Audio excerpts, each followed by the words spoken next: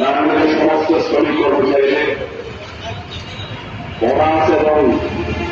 এই মার্চ মাসের পূর্ণ বেতনের চাহিদা নারায়ণগঞ্জ প্রিন্সিপালের সামনে নারায়ণগঞ্জ জেলা শ্রমিক কর্মচারী সমাজ পরিষদের এই রোড প্রচন্ড রোদ্রে দাঁড়িয়ে যে সমাবেশ চলছে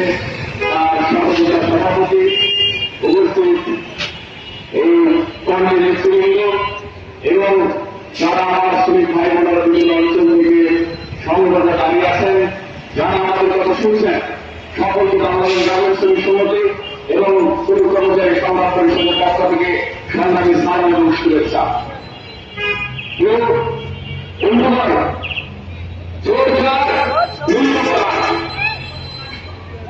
আমরা বিগত 16 বছরে আমরা হাসিনার শাসনের মধ্যে দেখেছি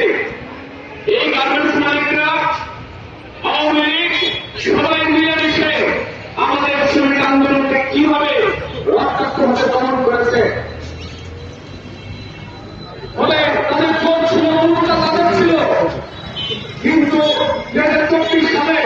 এই বাংলাদেশে ঐতিহাসিক ঘটনা ঘটেছে। এই মালিকদের লুটেরা মালিকের সহযোগী